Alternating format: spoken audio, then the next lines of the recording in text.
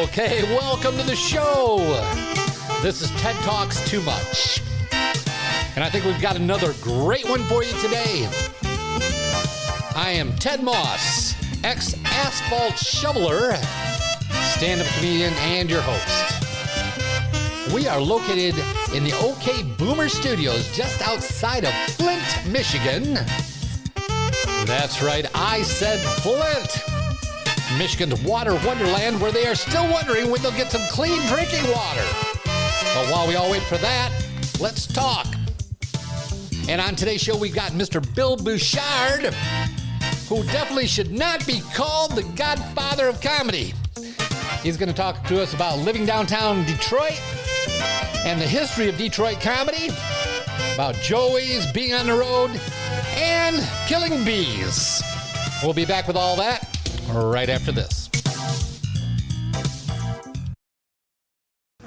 I am from Detroit. Things are going well there. I bought my house. I got change back. The entire thing was financed by Coinstar. Went to my closing carrying a Crown Royal bag filled with fucking nickels. Not very good with money. I drive a 2004 Chrysler Sebring. It has 186,000 miles on it, and I still owe $9,000. Shouldn't have gone with the lease.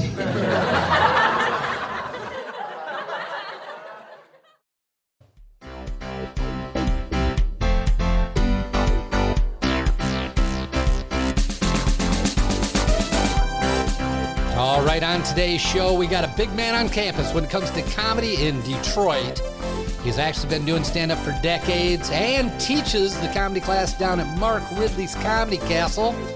He didn't think he'd have a lot to say, but we got a couple 3 hours out of him. So we're going to have a couple episodes, but I'm glad to have him in studio. Let's give an OK Boomer Studio welcome to my friend, Mr. Bill Bushart. Pull some shit out of me. I'm not a big sharer. Well, put on your headsets. You got it. We'll see if you can. I want to know if you hear me okay. Testing 1, 2. You hear me? got Hear you? buddy. All right. Welcome to the studio, Mr. Bill Bushart. Thank you. Hey, Bill. How you doing, man?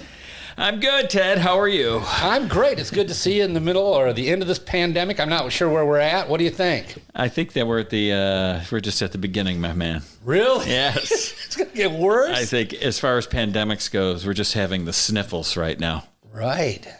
This is It's just going to get worse. Well, this is our beginner pandemic. yeah, We're new at this. This is my first. Yes. Kind of So, exciting. I'm learning. We were virgins to the pandemic. Yeah. Yeah. Every time I turn on the news, I think I got to watch some non-reality TV. I need some fantasy shit or something. Yeah, I've been taking a break from social media a little bit and just trying to, it's too stressful sometimes. I don't for some reason my feed is full of negative news about everything. That could be your friends you're choosing, Bill. I think it's my attitude. In general. It's Facebook. I don't choose my friends. Yeah. Facebook chose you. I know. Isn't that sad? They choose me. I actually have been deleting people recently. Yeah. And I never did that before. I was always taking on whoever wanted to be a friend. And I rarely requested, but I started turning some people off because it's just too much negativity. Yeah. I have nothing to say to that. All right. Hey, I agree. Yeah, right. Well, listen, you haven't been performing in months. I assume you haven't performed recently, right? I have not performed since about mid-March. Mid-March. Just as everything was closing down, I was doing. Last time I saw you was the Holly Hotel. Yeah. Was that your last performance? No. I had. Was that the last time maybe the Holly weekend was my last weekend. Yeah, and you killed. Well, thank you. Honestly, so much. I even sent you a note saying I can't even believe how well you did. Thanks, Ted. Well, yeah, like it's for me, it's a big deal. But, in the room, there was only about 16, 20 people. Yeah. It was a really light room. And you went around and had a conversation with just about everybody in the whole frickin' room, I think. Those are the nights that you really get tested. Yeah. But you seem Holly's great, though. I love the Holly Hotel. It's one of my all-time favorite places. Is it really? Oh, yeah. Because of situations like you don't know what you're going to get. Right. Sometimes you get the overflow, you get the rowdy people, you get the people who are all tight, and you get a wide range. But it's always a fun place. I was talking to, I think it was Dave Landau after a show out there, and he was saying that the early show was great and the late show sucked. All the drunks came in and couldn't even get their attention. As kind of thing. That happens there. Yeah. Also, somebody brought a cricket making sound maker and did that to Dave Landau. That was a mistake. Oh. It's like, really? This is what you want to do? Bringing a cricket maker to a gunfight. Yeah. Yeah. Cricket chirper. But you killed, I think you were with Billy Reno, weren't you? Billy Reno and me, yeah. Yeah. I haven't seen Billy in a while. He's going to come over and visit, I think, just to hang out in the next week or so. So where are you locked down at? Didn't you move downtown Detroit or something? I live downtown Detroit on Jefferson Avenue in a place called Indian Village Manor. I'm on the fifth floor. Yeah? And it's just a nice condo. It's been there for 100 years, building. Yeah. And, looks like it's all been redone, though. It's all been updated. Our unit was redone, and it's about 3 miles from my wife's workplace when people used to go to work. That's why we moved there. Yeah. So she didn't have the commute that she was getting all the way from the Redford, Livonia area. And we were spending so much time downtown, we decided just might as well just live there. Yeah. Are there a lot of shops and cafes and bars, pubs? No. Is there anything within walking currently distance? there's nothing, but there's a couple things in our neighborhood. Our gym is in our neighborhood, and a couple local bars, and we do have a coffee shop. And can you walk around down there where you're at? In our area, we're in West Village, where there's a lot of, it's like, reminds me of Henry Ford Museum or Henry Ford Greenfield Village. You know what I mean? It's like all these beautiful old homes and just knockout, just beautiful architecture and very peaceful neighborhood. You never see anybody out. These giant houses. You're like, is anybody even living in these homes? Most of it just look like set decorations down there. But so we got a nice neighborhood. We're happy. Yeah, I think it's great. Now, where did you move from? Redford, Michigan. Redford. Is that where you grew up? Grew up in Redford, yeah. Okay. And lived in Farmington for a while, lived in Northville for a stretch, in Plymouth, and then got married, just bought a house in Redford stayed there for about 10 years. How long have you been married? We've been married, just celebrated our 15th wedding anniversary. Oh, happy anniversary. Thank you. How's it going? Are you on the downslope? I love it. I tell you, it's like we're still dating. So well, it always is for the guys. The guys are always surprised that the girls are not as happy as they thought. I mean, that's how it was in both my marriages. I thought we were doing fine. Apparently not. Yeah. I thought this was wonderful. She keeps telling me we're doing fine. Well, good. You got to love a woman that lies to you. Yeah. She does come to your shows, though, always. Still. My wife comes to my shows quite a bit. That's crazy. She's probably seen me more than anybody. She probably knows your whole act. Oh, yeah. And I still hear her laughing in the audience. And, so she's a comedy fan. She's a fan. She knows how. Shit. She has a lot. You should have her on the show and ask her questions about local comics. You really want the truth. Really? I'll bet. Yeah. I mean, she really has seen a lot of different comedians and met a lot of different people. She likes... she likes everybody pretty much. Has she traveled around the country with you at all? Yeah. She'll go on the road with me. Wow, that's cool. Yeah, not all the time, but she does, and we've taken some great road trips together. I'll bet. And she just sees some weird shit. She goes, I can't believe people do this for a living. Yeah. All the driving and then the 45-minute show. Yeah, that is crazy. I drove up to Traverse City with Tina Green and Billy Reno to some little nothing city. It wasn't even Traverse City. It was some little nothing city, half boarded up, one open bar. And I thought, this show's going to suck. And we walked in. There was 250 people there, standing room only. Yeah, they were lined against the walls. I'm like, what the hell? Yeah, you're all they got, baby. I know. That's what my son said. They're starved for entertainment up there. Anything's happening, they're going. I mean, we drew from all the cities in the local area. It's crazy. Yeah. It's crazy. So anyhow, what does your wife do? You said she works locally? She works for Blue Cross Blue Shield. Oh, she's an insurance So I'm person. a comedian with insurance. Yeah, well, that's good. We need that. Well, what have you been doing now that you aren't performing? And what the heck does a comedian... I will tell you, I have been watching so much fucking television. It's ridiculous. I mean, and a lot of YouTube. I've discovered YouTube. And, I know. And I'm learning a lot of different things. I'm taking, you don't have to go to college anymore. Just pull it up on YouTube and watch lectures. And that's what I've been doing. Watching a lot of lectures and just trying to get as much insight on different things as I can. Do you have anybody favorite on YouTube? There's a guy. All right. There's one I've been watching. I just got hooked on recently. Red Bar. The guy critiques comedians' podcasts and stuff and calls them out on different things. And it was cracking me up, man. This guy's brutal. Wow. And have you heard of Red Bar? You should pull it up. I'll look You might get a kick out of it. Yeah, well, he might be talking about me. He might be slamming my podcast. Yeah, more like all the LA guys and stuff. Yeah. And he's getting on their like asses. WTF and all that stuff. And, as far as like Jordan Peterson and I think he's interesting. Theo Vaughn, like the wide range of people you can, like Theo Vaughn. Not that he's I just never knew that kid. I remember from the real world, and I didn't realize he did a lot of comedy. Then I just sort of, so then I'll move on to somebody else. I just always. Did you see Theo with Bill Burr? Yeah, Bill Burr was not an easy interview. Oh, God. I felt bad for Theo. Everything he said was wrong. Oh, yeah. And Bill Burr is like, aren't we going to plug something? And I was like, I don't know, dude. Yeah. I think it was like beating him up. Well, on his podcast. he sounded like he was having a bad day. You think? And he's quick, too. So, what are you going to do? Yeah, he just had a movie that, King of Staten Island thing. I rented it for $20 the other night. And? Thumbs down. Really? Yes. Yeah. It was long. There were some scenes in there. I mean, people are going to make out with it. I just didn't care for the movie. I think Pete Davidson was not very likable lead. And maybe that was the point or something, and I'm missing the point. I don't care for Pete Davidson. I couldn't. I like it better when he's in some interviews and some of his Saturday Night Live stuff. But this movie, didn't. I've seen him on a couple roasts where I thought he was outstanding. Yeah.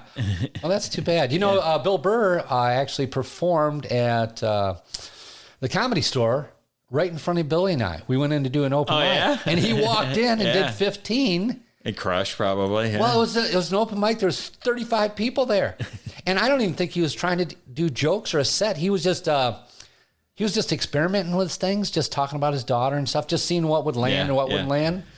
And actually, I did the same thing. Who was it? There's a guy that tours with Ron White, and his name is Little. And I don't know if it's Rob Little. I can't remember what his first name is, but Rob Little, something Little. I can't remember what it's Ron. I know Rob Little. Is he a guy that tours with Ron White? I don't think so. Yeah, all right. Well, it's a different dude. No, not him. This is an older guy. Okay. But we were at an open mic where they had Rich Little. No. I know two Littles. Are you helping me? I know two Littles. Anyhow, he just talked about people in the audience until something hit, and then he just pounded on that for a while, and it was hilarious. It was really cool. Well, hold it. Now, I've got to ask you, we met when I took a comedy class 101. You're the teacher of the comedy class down at Mark Ridley's. How long you been doing that? Oh, my God. Probably like 17 years now. Yeah. Wow. Oh, yeah. Yeah. I remember, actually, for the first 3 classes, I thought you were Phil Bushart. Well. Yeah, that's how good my hearing is at this point. Phil Bushart. I like that. I should have gone with that as my stage name. Sounds so much better, man. But they call you the Godfather of comedy. How did that? Nobody calls me that. Somebody wrote that in a promo one time, and everybody ran with it. And then I'm getting hate mail from people. Who the fuck do you think you are? I don't think I'm anybody. You think I wrote that? Someone's trying to promote a show, dummy.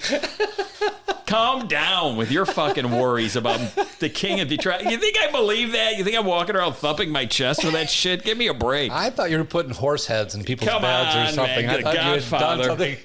I'm not even Italian. Sal D'Amelio is the godfather of Michigan comedy. Now, didn't you and Sal start at the same time? I'm just a guy who didn't quit. That's all I am. I never threw in the fucking towel. And that seems to really irritate some people. But what year did you and Sal start? Didn't you guys start together? Aren't you buddies? God, 25 years ago. I think it's been 95 or something like that? Yeah, man. We started together. We took the class of comedy class. So we had no idea. This is before you were teaching it, obviously. Yeah, we just didn't know anything else. And I was just at a crossroads in my life where I was just tired. I needed something, you know what I mean? And I knew I wanted more somehow. And I was looking through the Metro Times. They had an ad in the back for a class at the Comedy Castle. Yeah? And I remember getting a hold of Sal. I said, hey, I'm taking this comedy class. So you and Sal were buddies before this? And I knew Sal was into stand-up, and we would talk about it and stuff here and there. And he was into trying to perform. And he says, I'm with you. And we took the class and And did you're the both grad still show. doing it? And we both, after the grad show, we got some, we had a lot of family and friends there. Big room. It was packed. Yeah. Got some nice big laughs, and that was it, man. That's all it took. Yeah, and when we started, there was a lot more clubs around. There was a lot more opportunities, and it's like we got into the vein of it. It was like real quick. Yeah. We were emceeing maybe 6 months into it and getting work and doing it. And making money at it. Yeah. So that's when everybody had a club everywhere, got right? in the fold. And I emceed for I never thought I was going to go into stand-up. I got into it, and I realized I could make a couple extra bucks. I'm like, oh, this isn't bad.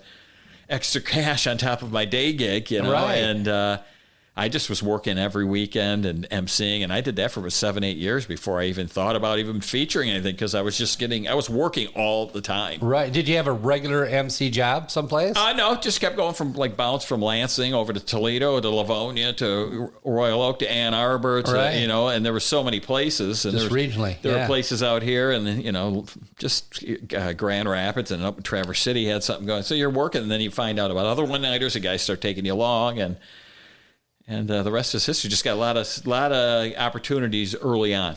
How long did it take until you could give up your day job and just do comedy? That took a while, and then finally, I had a normal job. I was working at a newspaper as a sales manager, and it was a nightmare.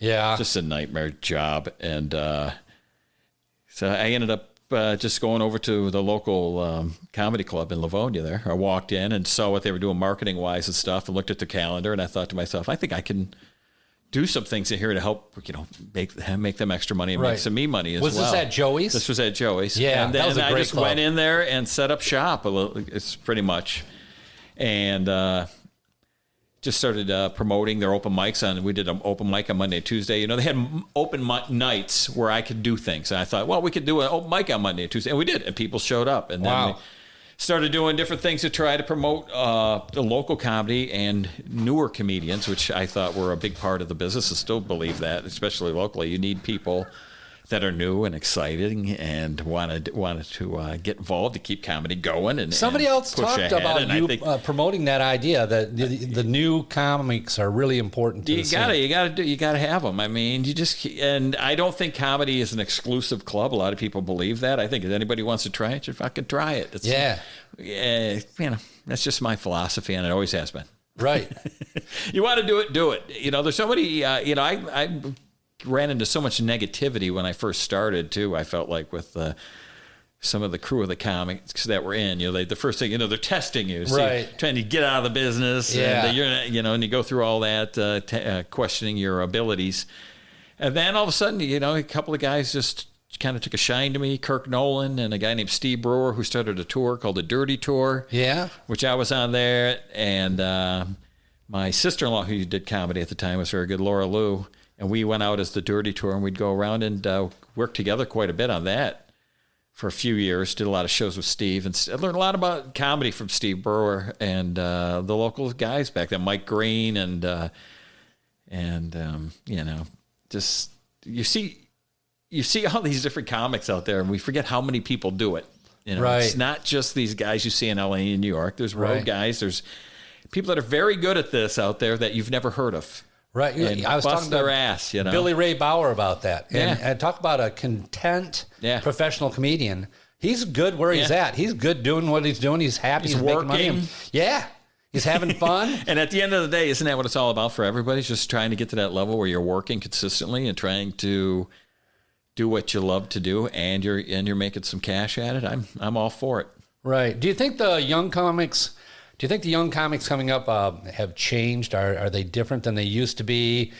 Are they similar? Or I think they have a lot more outlets as far as social media goes, and we're just talking about YouTube and which means Twitter what? And all of it. I don't know. I just think comedy's expanded, and I think they've got it used to be a big deal to get on a TV show. Now everybody has their own fucking TV show. Yeah, exactly. Yeah. The game has changed. So now it's a race to get viewers and get likes. And so that's changed it a little bit. Right. What about the style of comedy? With everything being politically correct, there's a lot of things that you can't say, depending on who you are. I don't really feel like that's even a thing. Really? I think that's made up. Really? Oh, yeah, I really do.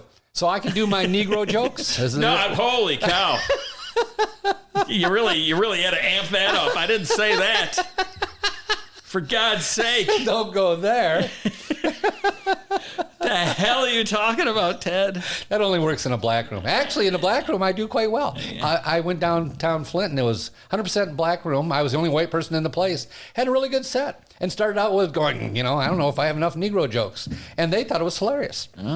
But then I went on to explain that when I was young, I was taught that was a polite way to refer to black people, that all these other names came up after that. So I was kind of giving myself an excuse after the jokes so I wouldn't get shot on the way to my car. But. The old parlor tricks. Yeah, before I leave, let me apologize for that shit. Yeah. Well, I think there's a lot of things I can't say. I mean, I can't. Well, I wouldn't say that. Well, can I make jokes about fat women? Let me back up a little bit. These things aren't even coming into my head. I mean, maybe I am wrong. Maybe I'm just too politically incorrect. I think there's barriers. I think there's boundaries. You're the one that said this is an open range here that we can do whatever. Yeah, then I just those thoughts don't even pop in my head though. So maybe I'm not even thinking. Yeah. No, I think you have to be very group sensitive.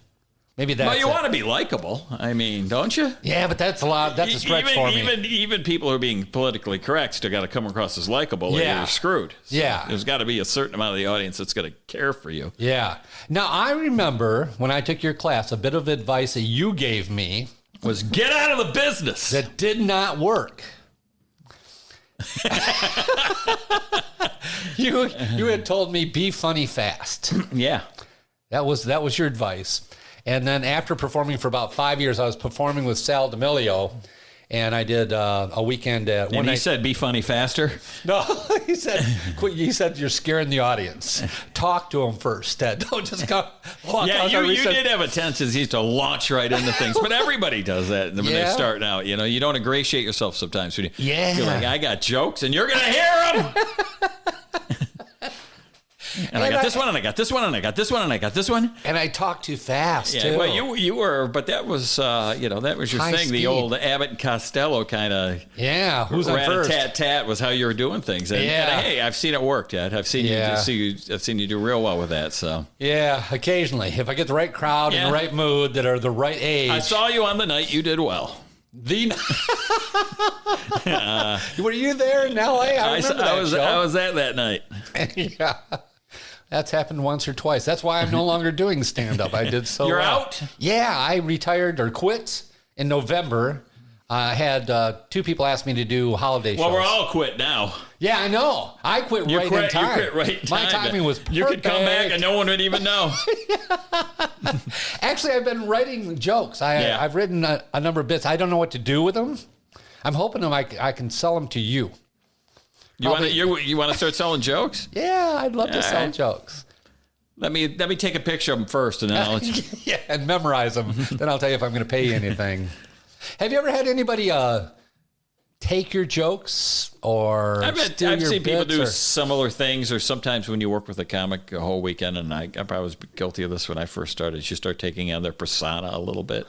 Yeah. Because you see that something there that's working, and and you kind of like maybe aspects of what somebody's doing, and you take, and when I first started out, everything was Dennis Miller with me. Everything was the references no one ever heard of and that's what I was trying to do. Yeah. And then, emceeing, it brought out the crowd work. Because I emceed for so long, that's what I would do to get everybody ingratiated to the show. I'd kind of work the audience, and I started getting good at that, where I could open up a show and get laughs, real quick. Yeah. And it was fun, and putting those skills together. And I think that's what kind of helped me develop to whatever the hell I call I'm doing now, which is just like a car crash with the... Oh, you're hilarious, dude. Well, I think you have a big palette to pull from, though, because you've been doing it for so long. It's helpful to have seen tons of different situations, because you can really reach back into the old vault and You know, you can do two things at once doing stand-up, too. You could be doing your act and then thinking about something completely different while the show's going on, or what you're going to do. What you're going to do. You might, okay, I did that joke, but this guy said this thing over here, so I'm going to come back to it. I'm going to hit these two, and I'm going to go back to this guy really quick, and I think it'll get a laugh if I do that. Yeah. And oh, fuck, it worked. Okay, Yeah. and, you know, and it's just that to have that muscle where you can... your mind is doing two completely separate. Yeah. Pre-planning and working at the same time while you're talking in this energy moment, remembering certain things that are happening during the show. And it's just, to me, it's the ultimate. When you're on as a comic, it's just the best, man. Yeah. There's nothing like it. Well, some of your best shows, I've seen you actually be entertained by what the audience says. Like somebody will say something and you'll just be on stage, just start laughing about what they said because it's so silly. And that is so endearing to the audience. They feel like they're in it with you at that point, that you're all enjoying this. And I think that's just something probably that's happened over the last 5-6 years where it's just been like almost audience interaction when I go up there because people feel free to heckle and yell shit out during Isn't that weird? all the time, man. I mean, and they want to engage and then they're having a good time and they want to. So I used to be like when I used to watch the comics that I came up with, and I used to have done this as well, though, when you first start out, you don't want anybody talking. Yeah. I'm doing my thing. Shut That was my speech. You know, and everybody's just is your enemy in your mind if they're interrupting in any way. But then, you know, over time, you just learn how to use that to your advantage when they yell shit out. You know, I think play with it, man. It's a little frightening first time it happens because you aren't sure what to do with it. I've had many times the learning how to, you know, you learn how to pick on a crowd, and it doesn't. When you first start insulting people and going after people, it doesn't go well. I have, in my many times, people have threatened to kick my ass right in the middle of a show. And, Really? Oh yeah, they've had to hold people back and shit. Really? Many times, yeah. It's probably happened to me a dozen times where I left worried about my safety going. You into my kind of have car. an aggressive look to you when you want to, though. Too. Yeah. I don't think your face isn't doing you any favors, dude. But you know what? It probably didn't at the time, but now I know how to do it now. You know what I mean? Yeah, I can insult you and still be likable. And you'll buy me a drink afterwards. Wow. And that's when you start turning that corner, you're like, yeah, I got some skills that I've somehow put together here. You know? I think it all goes back to high school when people used to tag the teacher. The teacher would say something and you'd have a funny thought and you'd shout it out and the people in the room would laugh. And when you go to a comedy show, it kind of feels like that high school thing. And if you were the clever person in high school, you feel like it's a participation. Oh, I've had people come up to me, heckling me or whatever, and they'll come up and say, I really helped you out there, didn't I? Yeah, exactly. Not really. Yeah. I think I helped you out by not eviscerating you in front of your girlfriend. Do people still tell you, after the show, come up and tell you, here's a joke you can use? Oh, I hate it. And they got to touch me when they tell me to, and they got to whisper it in my ear with their goddamn Budweiser breath and stupid fucking bar joke that, oh, really? It's a rabbi and a priest? Yeah. Go on. I can't wait to share this. You can use this one. Remember that old joke book? It went around in the 70s, 101 Polish jokes or something, and then you'd flip it over and it'd be 101 Italian jokes. No. That was floating around our neighborhood for years. Yeah. It was going from kid to kid's house. It was actually at our public library. It had the library card in there.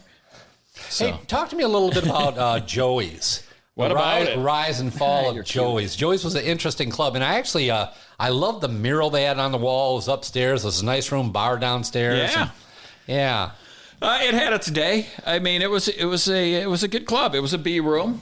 They brought in some big acts. When I started working there, they were at a high point, I think, in some regards, but there were still improvements to be made as far as bringing even more people in, and that's what I tried to focus on, was sell comedy to the community and stuff. So I started doing fundraisers there, and I started teaching comedy classes there, and I just did some general promotions, and I was just kind of like I did a lot of things. I'd go to Chamber of Commerce events and shit like that, just trying to get people to come out to the comedy club and try to do fundraisers there. Sure. Just try to be a part of everything, and then at the same time, I was doing stand-up. So, but Joey's went through some different ownerships, and once the original owners left, which I was always harbored, like some resentment towards them because they had something awesome there, and they just let it go. You know, they didn't do the updates that were needed. And why? Was it not profitable? I don't think for they them? just weren't into the. I think that it made them money. The place made them money, but it wasn't. They weren't that into it.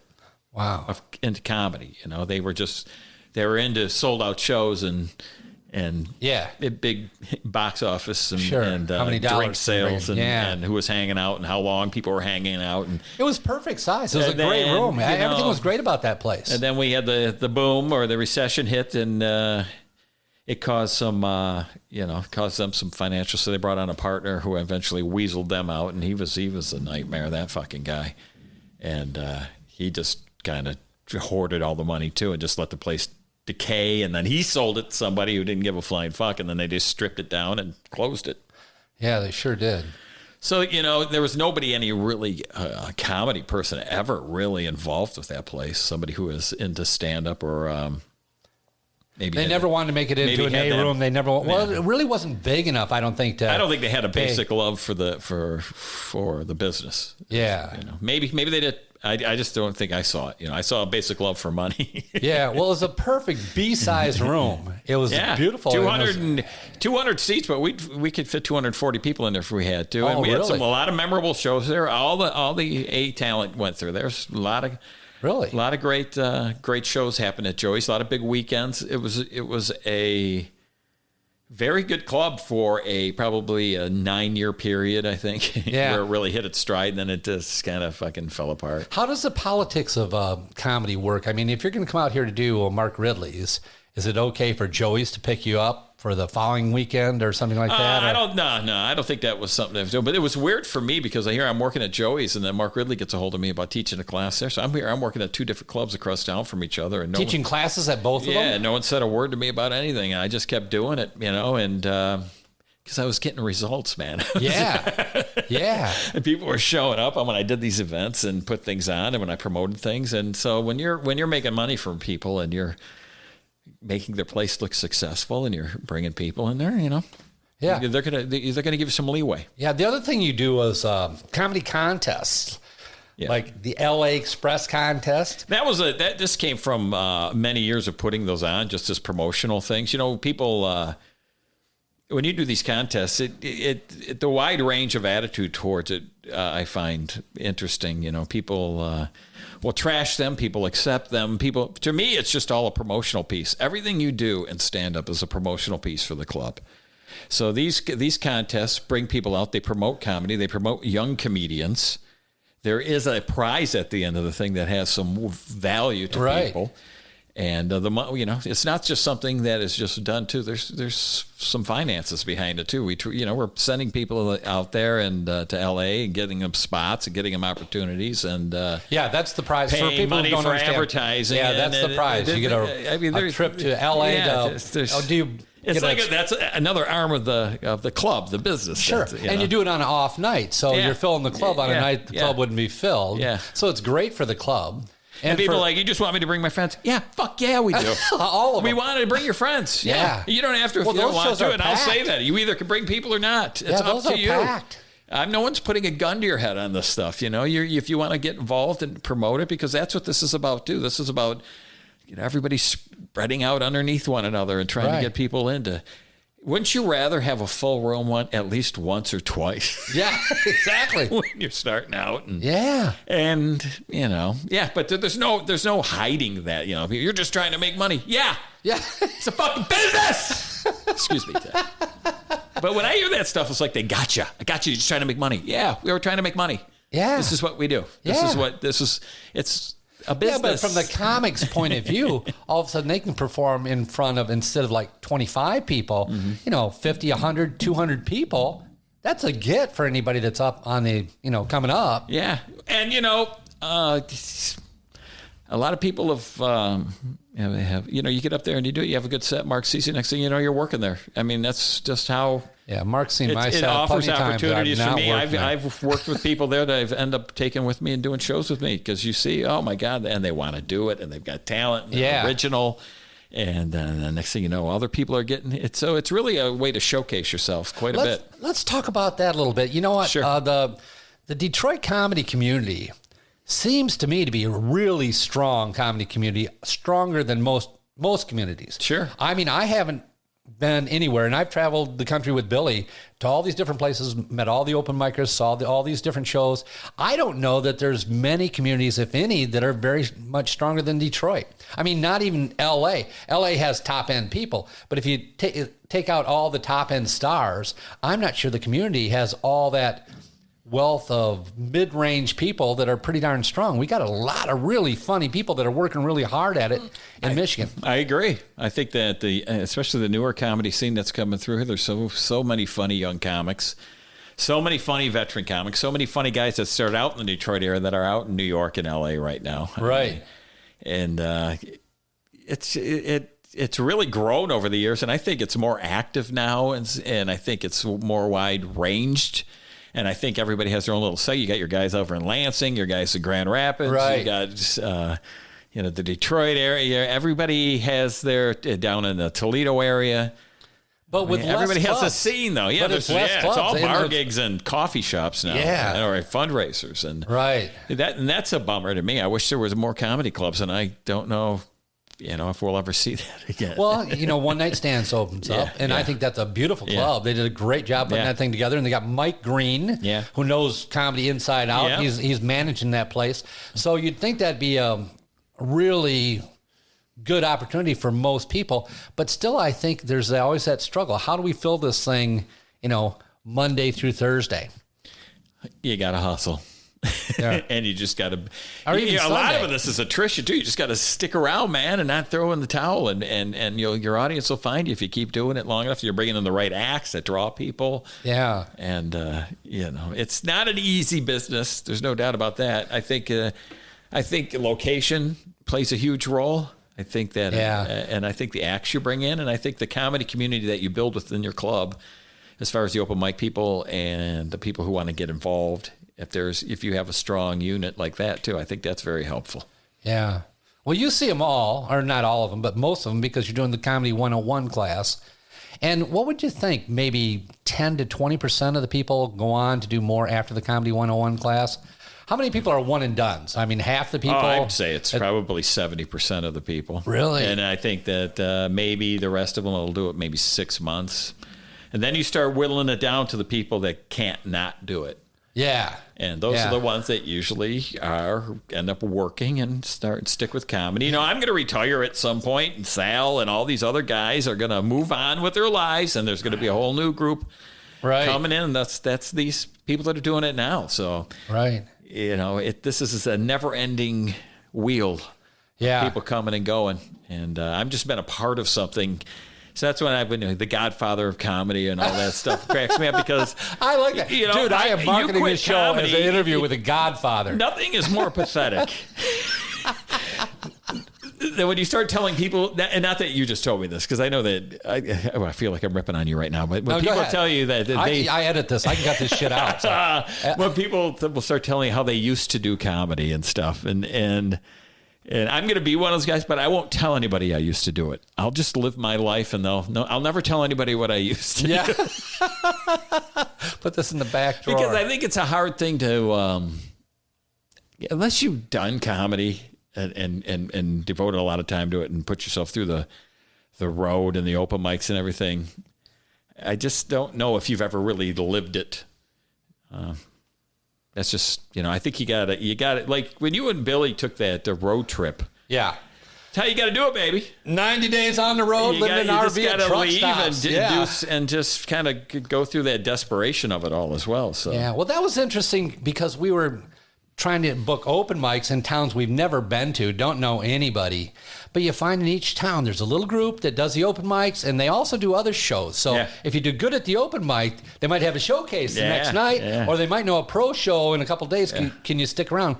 So that core group of people, and actually if you do two open mics at two different locations in a city, in Tampa or someplace, you'll see a lot of the same guys at both of them. So you kind of get to know who's who. It's a lifestyle, man, especially when you get even when you work for a club, like a comedy club. And that's your life, man. It's just a lifestyle, and you're dealing with all these different personalities, and these guys are, and I always say guys, but I mean women too. Just some are really high strung, some are easy to get along with, some are giant egos. Dealt with plenty of that in my life. And sure, I'll bet. So, I think the interesting thing was that we would show up and try to be low profile before the show, but if we had a good set.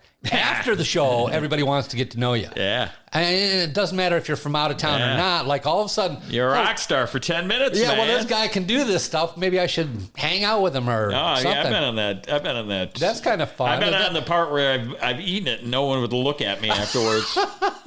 And then you get up and you crush, and all of a sudden everybody's like, hey, man. Yeah. I always hate the guy that shows up at the open mic and tells you how good he is before he goes up. Yeah. Bombs so bad, he walks and just hits the door right after his set. He's done. He's out. You will nothing will bring you back down to earth like a bad open mic set. Oh God. You know what? I actually remember you having, I'm going to say, a fair set at the golf club down here where they had the stage. I know the one you're talking. I drove by and I flipped it off and I turned. The worst stage. It was a nightmare. I'm playing two sides of a room. No one. I'm saying things that everybody's fucking. I mean, when you were walking in, I was recommended for the gig. Like, you're gonna love this guy. He's gonna pick on everybody. They're like, this is gonna be great. I started picking on everybody, and they were horrified. And I'm like, oh my God, this is not gonna go well. I know. When I first got there, you really hadn't checked out the room. You said, hey, you want to do a little guest spot? And I said, yeah. Then after you looked at the room, said, Ted, you don't want to do a spot. You spared me. Yeah, it was a nightmare. It was. You had two different crowds. One off each side of the stage. I felt like I was doing two different shows because the one on the farthest part of the room was laughing, and no one where I was near was laughing. And they were a good 40 feet away from everybody else. I too. know. It was a nightmare. I know, this big vacant thing in the middle. It was like my God. crazy. And I'm like, who the fuck set this up? A lot of times you walk in there, you're set up for failure though, and you're looking at it going, well, I got to try to make something happen. Oh, God. And stuff like that used to really like devastate me if I'd go in and have a bad set or something. Now it's just like, well, I'm going up again. Yeah. And I went over to Sunday Night Funnies and did Brian's room over there. And I like Brian. Brian does a good job promoting his shows. But first time I ever went over there, he had the room set up, and it was his old room. And they didn't seat the people properly. They had this big empty gap in the middle. There was like 5 empty tables right in front of the stage. So you had left, right, and deep, but nothing in the middle. And before I went up, he introduced me as somebody who's brand new. And I'd been doing comedy for like 3 or 4 years. He's like, all right, first timer. I thought, well, let's lower the expectations here. Let's watch just say he sucks, but you're going to tolerate him for 5 minutes. And it was terrible. It was really tough to get through the introduction in the room. It was just, I was set up for failure. Oh, yeah, because they said it first time and they dismissed you. Yes. Yes. But it was my first time there. First time there. Oh, okay. That's what it was. Okay. Hell, I did comedy 5 times before maybe they took it as that. Did they think it was your first time doing it? Yeah, I think so. I think so. Yeah, brand new. First timer. Maybe they'd turn some people off, but whenever I hear somebody's going up for the first time, I have to watch. Yeah, you want to watch them fail? I don't want to watch them fail. I want to see if they succeed. Yes. That's what I want to see. Yes, but for the most part, yeah, I'm in there for the failure. Do you remember your first? Do you remember your first time going up ever? Yeah. It was at the Comedy Castle, and I couldn't have been more nervous. And the place was jam packed. There was probably 350 people. What? It wasn't an open mic? How'd you get a spot? It was a Saturday afternoon show for a grad show. Oh, graduation. Okay. And I was awful. I got laughs and stuff, but I used to have a tape of it. I got rid of it. I just couldn't look at myself. Do you remember your bit? Do you remember what you were doing? Oh my God. Just little one-liners, just about 7 minutes of these one-liners. Nothing really bits, more just like little thoughts I wrote down, non sequitur shit. And, some of them hit and got big laughs. And, once I got that, I can't remember. I don't know. I got a big laugh on one joke right out of the gate, my opener, and I'm like, I have to do this for the rest of my life. That's good. I have to do stand-up. And you were sucked in. You probably don't remember when I took your class, the graduation show, the bit I was doing. There's no way you can remember this. This is going to be like 6 years ago. You'll remember once I tell you. It was about... It was a difficult bit, actually, because I had to do... Were you at the high school or some shit? No. It was, I had to do multiple voices. I did... the horse racing bit. Yes, the horse racing. It was actually a camel toe race. I saw that. I've seen that bit kill. Yeah, but I got so nervous. And there's 3 contestants, Pro Trudy Duty, who was the granddaughter of Howdy Doody. There was Pucker Up and Blow. And there was... Won't You Do Me Daddy was the 3 horses. And Won't You Do Me Daddy was always, and it's Won't You Do Me Daddy in the rear. And Alex really liked that shit. I remember that went over well, though. Did it? Or was that a different time? No, you know what? Everything goes over well at a graduation show. But I stammered through it. Now, and I was doing different voices. I got people that would totally disagree with you. Yeah. I've had several people leave quite disappointed after it. And really? Yeah. Because they just didn't have good sets. So what I will do in those situations is try to get them on stage again real quick and kind of heal that wound. Yeah. I remember I had a really good class. I mean, the people in the class. Who'd you have? Oh, Tina Green was in my class. Right. And who else? Wasn't Billy Reno was a class in front of me. Ron Rigby, but he might have been in my advanced class. But there was probably, I think there's probably at least Alex was in my class. Okay, yeah, that's funny. Yeah, funny. Yeah, we had a good class. There was I think there's 4 or 5 of us still doing comedy, 7 years later. So we had a lot of people with a lot of potential in the class. At least and those are the people that can't quit it. Yeah, I want to quit. And they're like, I can't get out of this lifestyle now. Well, I've had shows where I've gone home with a stomach ache in the car on the way home, just cringing. It's been so bad. Yeah. Well, that'll happen too. And then I've gone home thinking I was a hero, and why am I not on Netflix? You know? Bombing is good for the soul. Oh God, it's easy to say that, but it's not fun. You don't talk to your friends about the shows that go well. You talk to them about the ones that don't go well. Isn't that funny? That's the fun stuff for comedians, is how shitty or how dumb the setup is, or how bad the shows went, or how it's never about how great. No one wants to hear I killed last night. No cares. Tell me about the bad stuff. Yeah, that's what I like. When you're really hurt.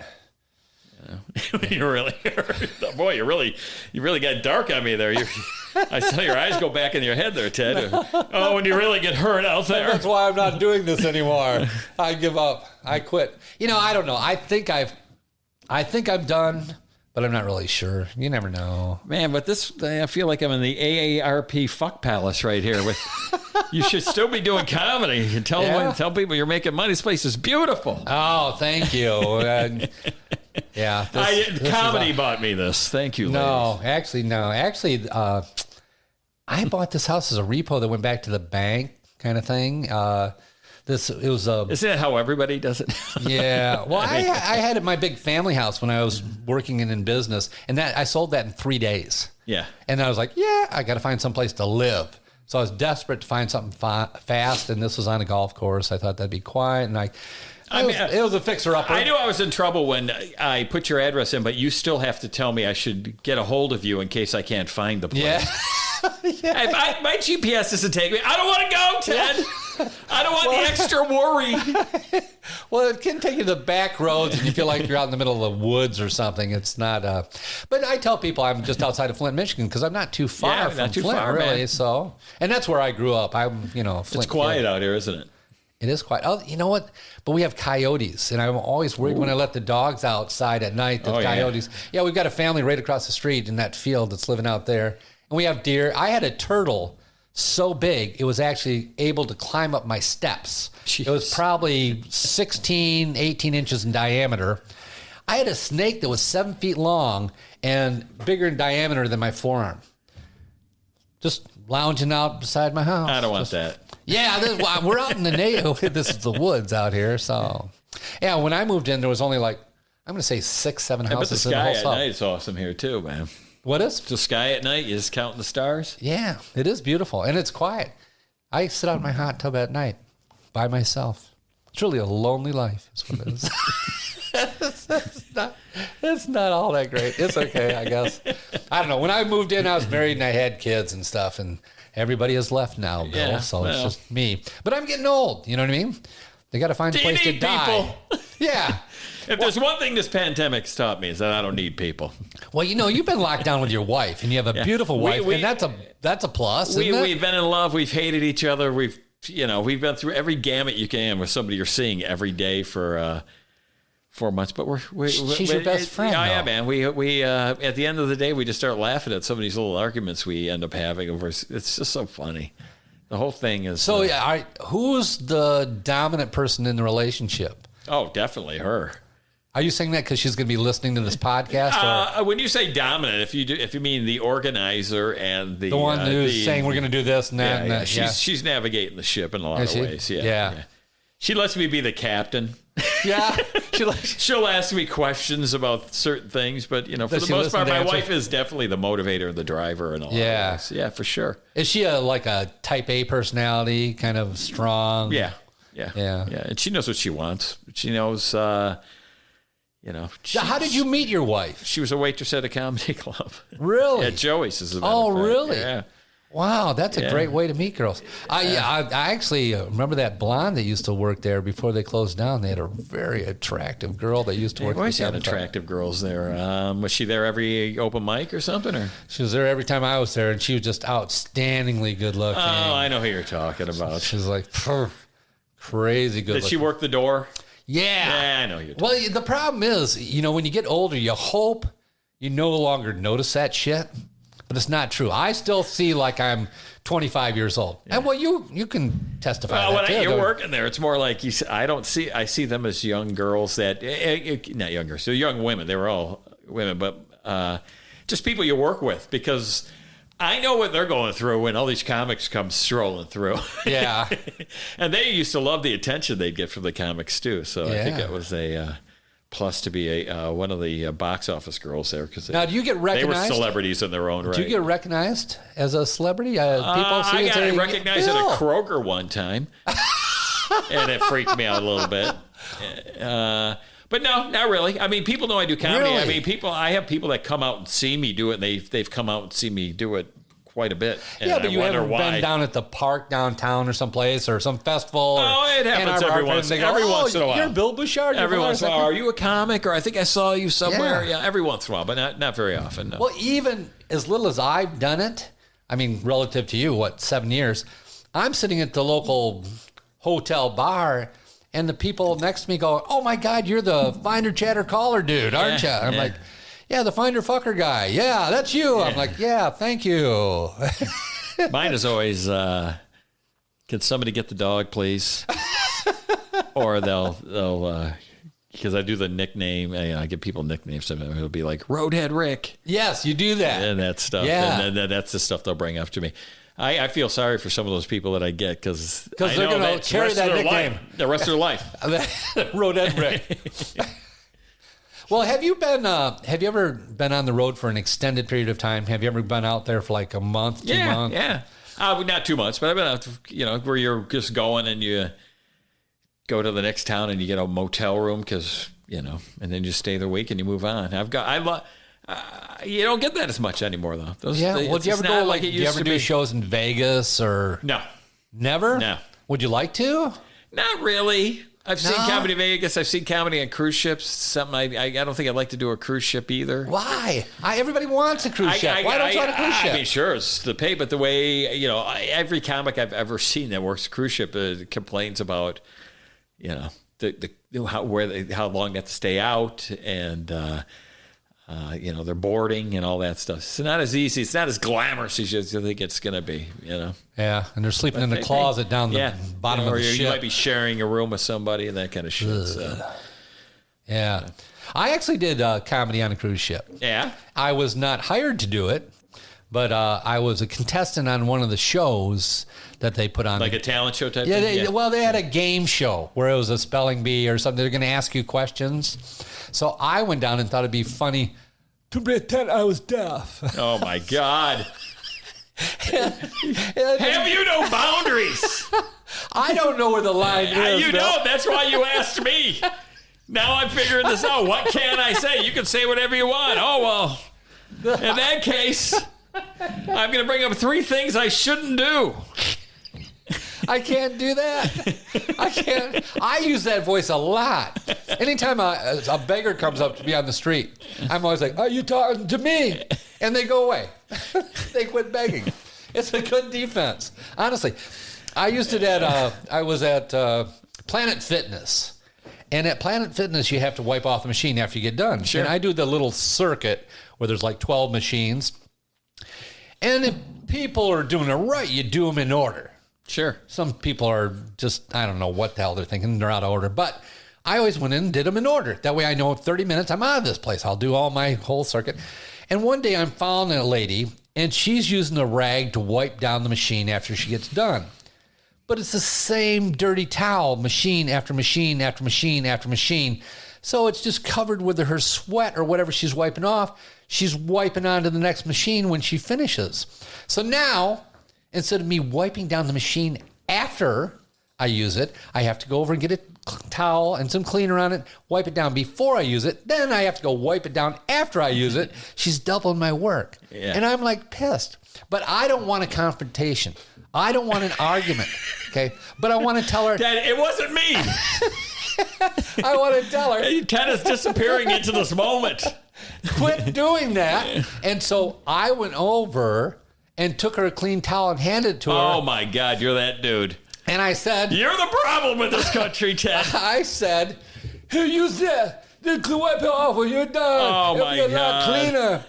And so I got to tell her whatever I wanted to say, and she had zero response. I turned my head away from her, and she couldn't say anything. And I thought it was a wonderful way to end that conversation. Did she use the towel then? Or? Yeah, I don't know.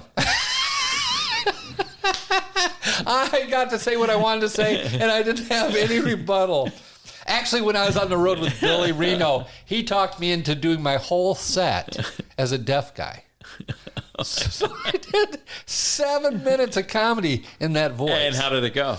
It went really well. You know what? As soon as they thought I was deaf, I didn't say I was, I was like, I hope you like these jokes. I have a hermeter. And they started laughing. You are awful. And they laughed through the whole thing. And at the end, I broke out of the voice and talked in my normal voice. And they went crazy. And said, I'm sorry, I got to get out of here. I got a blind date, and put on some sunglasses and stumbled off the stage. And they loved it. Yeah. They loved it. But people are very sympathetic if they think you're handicapped. Sure. They really really liked me.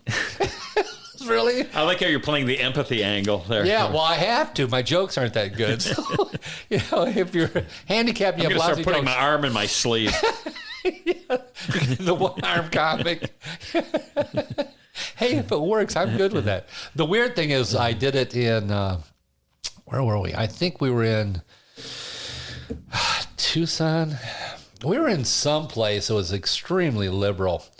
It felt like it was, might have been Phoenix, Tucson. Anyhow, I knew it was an extremely liberal crowd, and I knew they'd be offended if I just did that voice without them thinking I was deaf. But the reason I could do that is I had a deaf girlfriend at one time in my life.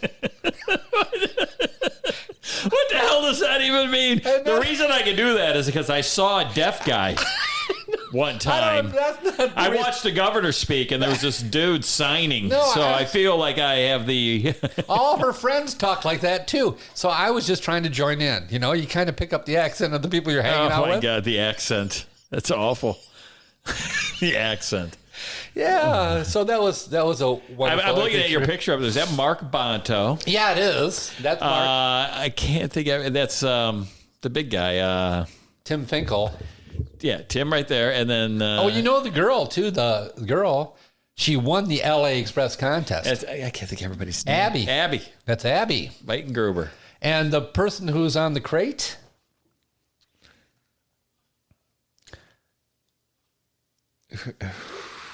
I do not know. That's Joel Fragomeni. Oh, that's Joel. Wow. Joel, and one of the things... I got to be honest with you. You're being fucking kind.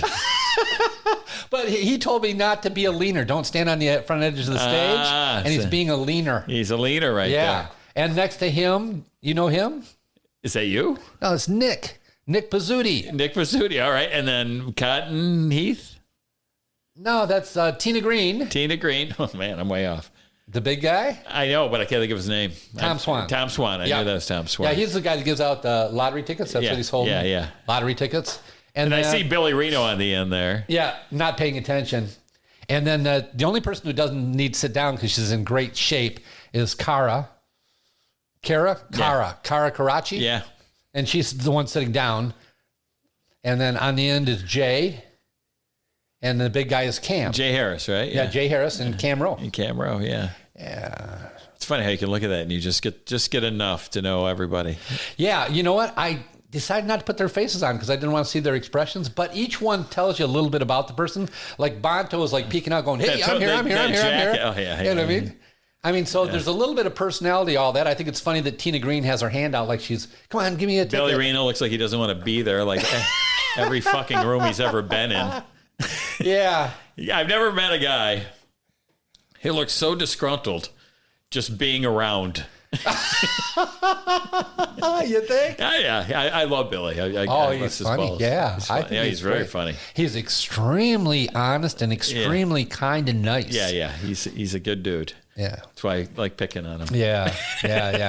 Well, you know what? It's really weird to just meet a comic and go, okay, let's spend 3 months together living in a very small RV. I could see you get away with him because he's just so low key, kind of go with the flow type dude. He is. Other than the road ragey part of him, but I didn't let him drive. He likes to read a situation too. You get the eyes, Yeah. He's taking it all in. And he takes it seriously, man. He is working really hard on his comedy. Yeah. And it shows. It shows for sure. Yeah, he's very, very good. I wish we all could be working hard on it right now, to be honest with you. I'm working as hard as I can work for not being anywhere. Well, you probably know all these guys too. And Josh Adams. Yeah, Mike Ball. I know all those dudes. Yeah. That was actually a pretty good show. Jay Harris is very funny.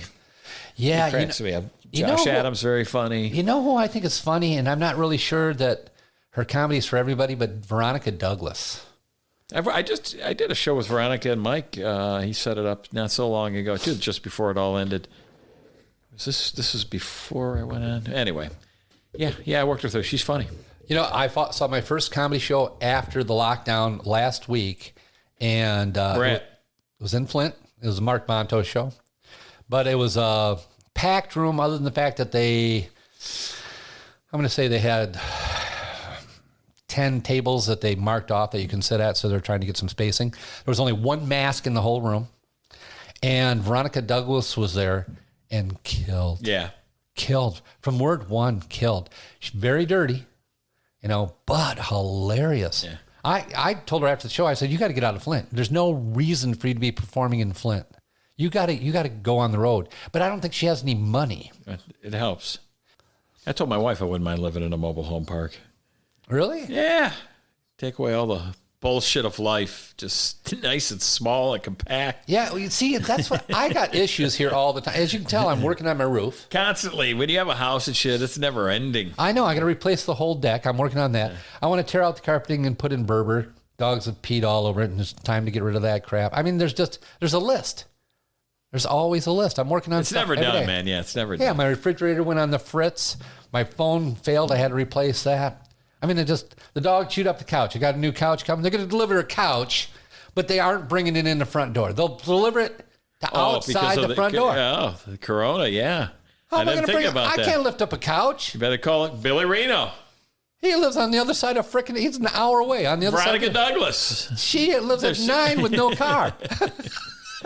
Somebody on that goddamn picture can help you. One of these golfers out here, hey, come lift my couch. I don't know. Do you know Chris Lazar? Chris Lazar. The name sounds familiar to me, man. He did comedy for a while. For about 2 years, young guy, Chris 27. was kind of, I remember Chris. He was a nice kid, man. He's kind of quirky, really smart, U of M student. Yeah. Actually, he's coming over Saturday. We're going to hang out. All right. I've gone golfing with him and stuff like that. I think that's one of the... What happened to him? He left comedy and got into improv. Chris Lazar. I remember. Yeah. Yeah. He used to be... he did a lot of almost... I actually saw that kid. He struggled quite a bit with stand-up, I felt like. And then a couple times he came into Joyce, I thought he did much better. And he was always asking when he could work. And he always wanted...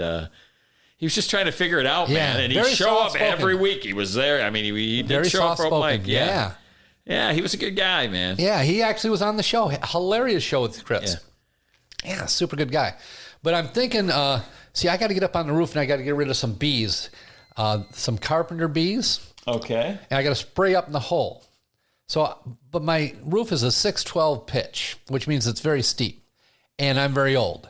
So I put some boards to stand on. But as soon as I start spraying up in the holes, I'm only 6 inches away from the bee that's up in the hole. Because they're carpenter bees. So I thought, how do I do this? I could do it at night when the bees are asleep or in there, for the night. But I don't want to be an old man on the roof in the night. I'm going to fall off the roof and I'm going to die. They're going to find me in the driveway. So I told Chris, I said, I think what we can do is you could spray me with a hose because I don't think bees come out in the rain. So I'm going to get on the roof and have you kind of Can I just watch this fucking take place? Well, I spray While he's with a spraying bee. with a hose, I'm going to throw rocks at you. Let's just really amp it up a notch. Why don't we just? I'll just start pelting you with that's rocks. The best plan I have. We'll let your dogs out. Well, I had a lady come out and she was a bee lady. It doesn't look like it's very active. I'm staring at it right now. Am I missing something? Yeah, I'll get to the rest of the story in a minute. Okay. Yeah, because I pretty much killed them. I had a bee lady come out, and she said that she charges like $25 to stop by and tell me what's wrong. And I'm like, okay, cool. And if I do something, it'll go against your bill. I'm like, cool, that works. I'll pay $25. Tell me what's going on. Yeah, bees. Yeah. Give me the $25. Oh, well, Thank you very much. That was easy. No. I got 3 more today. Hurry it up. And she got out here, and when she got here, she said, well, I'm going to charge you $85 for showing up. I'm like, hold it. You told me $25. She said, well, I normally charge you $85. It's $85. I said, no, you told me $25. She said, no, I told you $85. So we went back and forth. Finally said, okay, but now she's pissed. I said, okay, this is the problem. And her grandson was with her. And she goes, I charge $10 a hole. I'm like, all right. That seems like a lot. $10. I said, how many holes do I have? So her son went around counting the holes, 22 holes. She said, that'll be $250. I said, your math is bad. That's like $220. And don't you have a senior citizen discount? Tell you what, I'll give you $200. Take care of the whole thing, including the show up charge. What do you say? She said, I'm leaving. And she left. And I said, you want your $25? She said, nope. And so I didn't pay her anything, and she left. That's why she'll always be a bee lady and never an A lady. No. That's why she only gets $10 a hole. She'll never be a $50 a hole. I don't want your money. I'm going to get a point out of you, mister. Yeah, I'm going to get in the car and tell my grandson how tough I am. I don't know. I didn't understand the whole thing. So last night, after sunset, or about sunset, I climbed up on the roof. And I'm about 20 pounds overweight right now. And I'm in my late 60s. And I was balancing up on the roof, laying down. I had screwed a couple boards in up there to kind of stand on, but still there's nothing to hang on to. And I was laying backwards, spraying up in the holes. Okay. Well, after you spray up in the hole, the bee comes out. The activity's happening, yeah. Yeah. It's carpenter bees, there's like one female in there with her nest and stuff, and she stays in there. But if you spray it, she gets poisoned and she comes out. And so I got like a dozen bees dropping out of those, 22 holes while I'm up there spraying, balanced on the roof, trying not to be afraid and fall off the roof.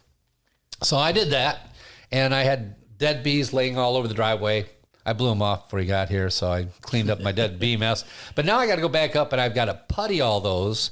I think I just saw a bee go in there. Did you really? Or a hornet, maybe. Oh, it's probably a bee. And just flew out. Yeah. Well, the reason I'm doing that is because I got a bad piece of wood I got to replace up there. Yeah. And I can't replace the wood. I might as well fix the whole bees, thing. yeah. So it's a whole... I hope you cut this part out. No, this is the most entertaining part of the show. Bees, 101 on... Please, Ted. The bees. Yeah, so tell me, what are you going to do next? What's coming up for you as far as gig shows? I have a couple of shows coming up, even though we're doing this. I'm doing a show with Sal D'Amelio on July 18th in Whitehall, Michigan. I know nothing about it. Oh, cool. That's all. And then Do I you got do a lot of another shows one. with I'll Sal? be in Saugatuck in September. I went from having like, before the end of the year, probably 60 shows down to 2. Wow. So that was a blow. Wow. So, I mean, do you average a show a week then? Yeah, pretty much. Really? A couple shows a week, sure. Yeah. Now, do you write new material? Yeah. Really? Yeah. How do you write? On stage or just beforehand, I'll try some new jokes, or I'll start sectioning things off and say, I'm going to try these 3-4 new jokes, see if they work. And then I go from there. Yeah, but where do you get the 3 or 4 new jokes? Are you at news, home? or I just start thinking about something, or I'll have And do you write it down? Yeah, little one-liners mostly. Yeah. Yeah? Yeah. And try to build off those. I usually add those maybe to what's existing. Maybe I come up with a tag to what I have going on, and so it's a never-ending process. There's so many jokes I used to do that I don't do anymore, and then you roll into some new stuff, and then those drop off. I haven't done my act so long. I think it's. I always think it's great to walk away from it though, because I have a notepad around the house. I've been writing down ideas about what's been going on and what I'm seeing and what I'm feeling and everything. And I think I got some great lines in there. So I can't wait. I'm looking forward to getting on stage and trying them out. You know what? I started to write some material, and I don't know the right way to do it, because I've always tried to be as funny as possible quickly. I mean, I actually counted my laugh points in my 7-minute set at one time. It was 56. Nice. There's 56 opportunities to laugh. They wouldn't all hit. Some were tags or whatever. And I'm comfortable doing that, and I've got that memorized, and that's easy for me to do. But I'd rather tell stories. But my problem is that I don't look like my stories. I mean, I used to hitchhike. I used to be a hippie. I used to do a lot of strange things. And I don't think my persona on stage lends itself to my stories. I don't sound like that's something. I don't think I say look. Say this before you say the story. Give a little bit of explain. You're not going to yourself. believe this shit, but I did a lot of weird stuff. Look at me. How did this happen? I used to be different. Can you imagine that? And also, my inner comedy voice is not a good voice.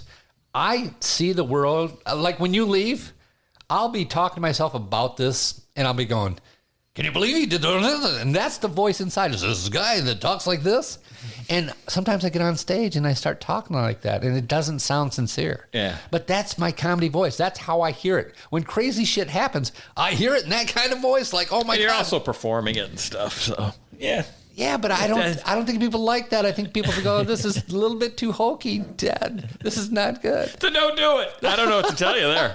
Come on. You're the comedy coach, dude. Yeah, I would tell you. This is why you're doing 101, not advanced. Do everything like you sound deaf. Because that always works. Yeah. That's always funny.